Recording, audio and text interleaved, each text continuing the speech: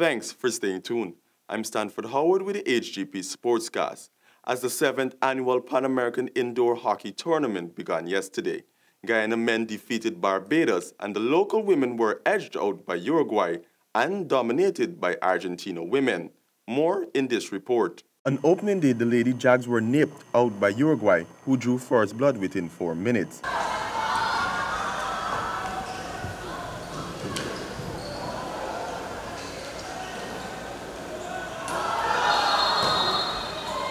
Guyana's captain, Tricia Woodruff, leveled the score with a penalty stroke.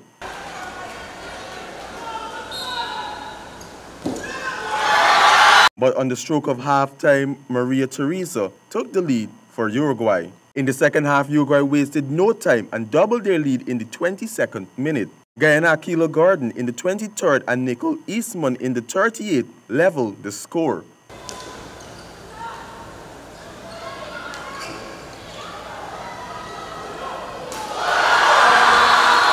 It was at the brink of the game when Uruguay in the 39th minute scored with a penalty stroke to give the visitors the win.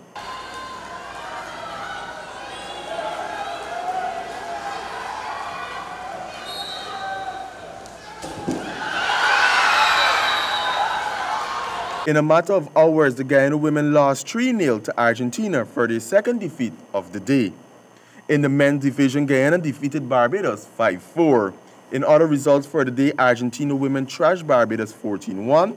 United States women slide past Trinidad women 7-2. Defending champs Canada defeated Mexico 10-0. The 6th annual Qadir Muhammad Memorial Cycle Road Race rode off on Sunday. Jamal John is the 2017 champion, coming at a time of 3 hours 30 minutes and 3 seconds. Colwyn Abrams has the details. The race began in front of the National Sports Commission on Homestretch Avenue and made its way up to Dora on the Linden Suez Dyke Highway for the seniors and juniors categories, while juveniles, veterans over 45 and mountain bikers proceeded to the top of the hill after a splashman fun park. In the open category, Jamal John snatched first place in a time of 3 hours 13 minutes and 3 seconds, Raynoth Jeffrey second and Orville Hines third. Jamal credited his success to hard work during training for the race. Yes, alright. Feel a little pressure going in, but bear my chief and come out successfully. Most of the guys was competitive because they went to few races overseas and now they come back. Training coming good right now. Everything normal, feeling good. Results from the other categories are juniors, Curtis Day first, Nigel Dugid second, Christopher Cornelius third, and Marcus Keller fourth. Veterans under 45, first place went to Junior Niles, Paul Chuanen, and third place Keith Fernandez. In the veterans over 45 years, first place went to Ian Jackson, second place Oliver Young, and third place Kennard Lovell. In the juvenile category, Jonathan Ramshuit first, Ralph Sirnarine second, and David Hicks third. And the mountain bike category, first place went to Jude Bentley, second place Sean Budram, and third place Julio Melville. For the HGP Sports, I am Colwyn Abrams. Thank you, Colwyn. World Archery Barbados collaborates with Archery Guyana.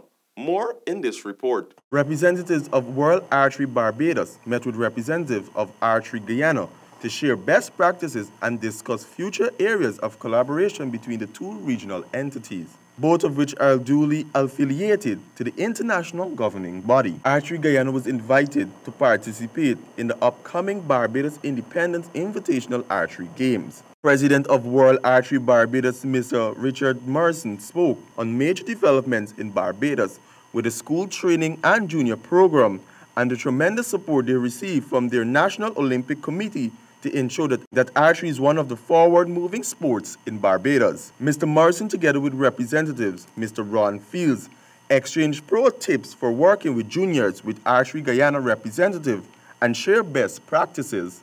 It is also foreseen that Archery Guyana will soon start a para-archery program. President of the Athletics Association of Guyana, Aubrey Hudson, say that they have invested a lot in the sport in Guyana and believes that they are finally seeing results.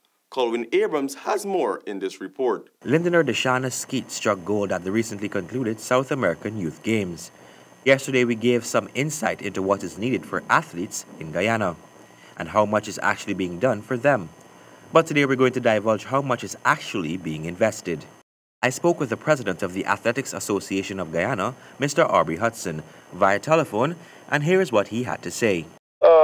Again, the big question will be how much is enough? She cannot get anything better than a gold medal. Yeah. So it's not a case that we're doing enough. Yes, we can do a lot better in many areas. It all requires additional finance and that kind of stuff. Hudson went on to explain the investment of the AAG. The Athletics Association of Guyana would have invested a lot of its resources towards the development of athletics and exposing our athletes to international competition. Now that we're getting the kind of results from those investments is where we expect now government to be looking at us a lot more seriously, private sector and the Guyana Olympic Association, to have an appreciation for what we're doing and the kind of results we're getting. Hudson said that he believes that corporate Guyana is beginning to notice the association's work and are coming forward. The pace, however, is slow, but they are helping in whatever way they can. They have not been coming to us the way we would have liked them to, but our approach continues to be let us develop this product called athletics so that they would want to come and invest in us because of the positive image that it has. I don't really like the cap-in-hand approach where we go begging for sponsorship.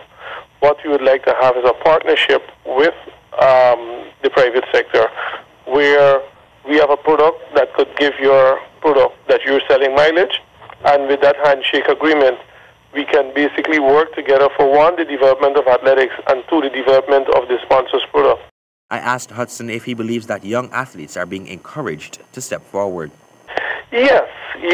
I've just had a meeting just this morning where we are now going to pay a little more emphasis now in putting more of our activities on social media and getting it more widespread, even in the local media, in the print and television media.